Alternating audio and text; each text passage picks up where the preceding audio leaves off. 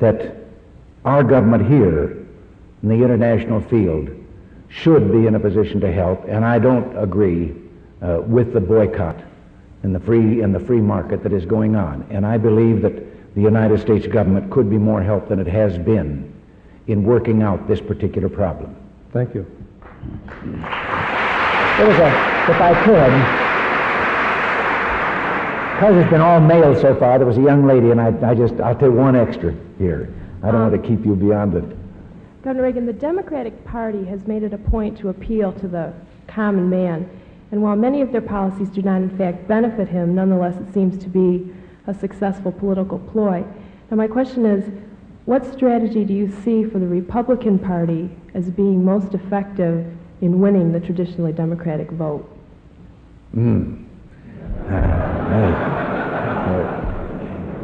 I'd like to answer that. I know this is a nonpartisan gathering, but let me explain something. I was a Democrat most of my life. I only fairly recently became a Republican as I found the party going down a path that I didn't think I could follow any longer.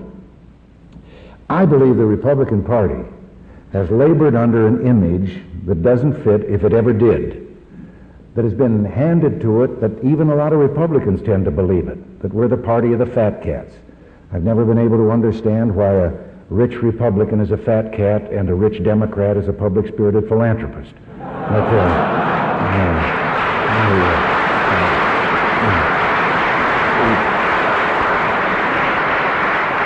But part of the blame has come from the Republican Party itself. As we would see Democratic victories, and particularly in the New Deal years going on, the Republican Party sort of went over into a position of not representing anything but saying, well, we'll do the same things the Democrats are doing even though we don't believe in it in order to get your votes. And finally, we have the biggest bunch of voters in America are not registered in either party.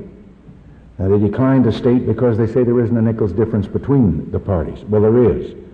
I think that last year a revolution took place in Kansas City, last August, or a year ago last August.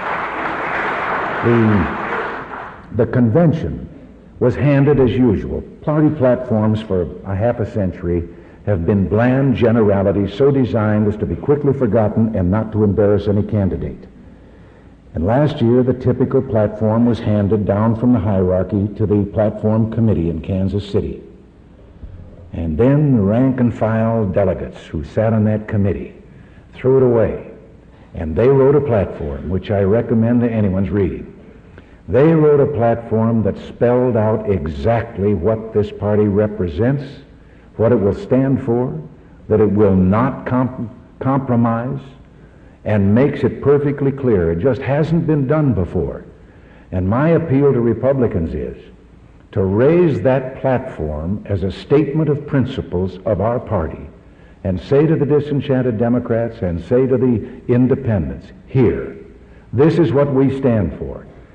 And I say that because my belief is that a political party is not a club or a society of which you have loyalty to it for the old school tie.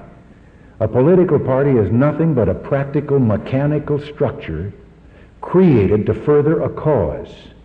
And it is the cause that brings people together and holds them together. And they need the structure to advance their cause. And what we need to do is give the people of this country something I think they're crying for. I think there is a great new majority of Democrats, Independents, and Republicans who are waiting and praying that someone will erect a banner of bold colors that they say, that's for me, let me rally around that flag. And if the Republicans can do this, no more giving each other political saliva tests to determine the degree of our Republican purity. Let us weigh our republicanism on our support of that platform. Morality in international dealings. Yes, better relations with the mainland of China, but not by throwing away the Republic of China on Taiwan as a friend and ally. That's in that platform.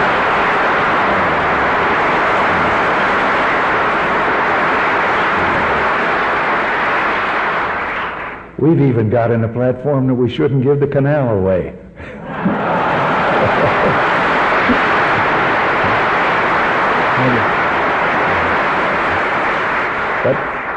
I believe that this we can do, and I think that there's that kind of a sentiment and a movement on foot. There have been 4 special elections for Congress since the last general election. And in 3 of the 4, in blue-collar Democratic districts, Republicans have won 3 of the 4 races. In each case, bright young men who really were not career politicians, young men who had a cause they believed in, like a certain potential senator I know, and who was willing to give up his private life in order to work for that cause. And the president went down and tried to help their opponents in their districts. And one of those, the last one of the 3 that won, is the first Republican congressman in his district in Louisiana in 103 years. So I think that what we need is to quit talking in abstract, to talk to the men and women of this country in terms they understand.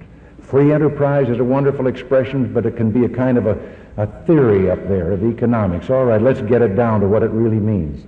It means you young people having the right to decide what you'll study, what you'll plan to be with your lives, what occupation you'll fill. I've spoken to a graduating class, and I had the pleasure of telling them what a contrast it was on the other side of the world, in the Soviet Union, when they graduate. When they graduate, in walk some representatives of the government and read off a list of names telling them which factories and plants and jobs they will report to the next day. And that's it for them.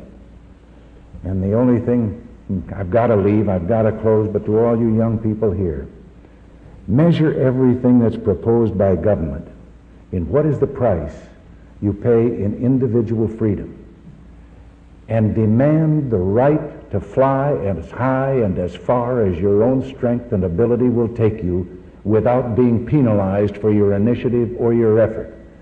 There is nothing wrong with success. This country's great goal and great dream is the equal right of everybody to become as unequal as their own ability will make them. Thank you very much.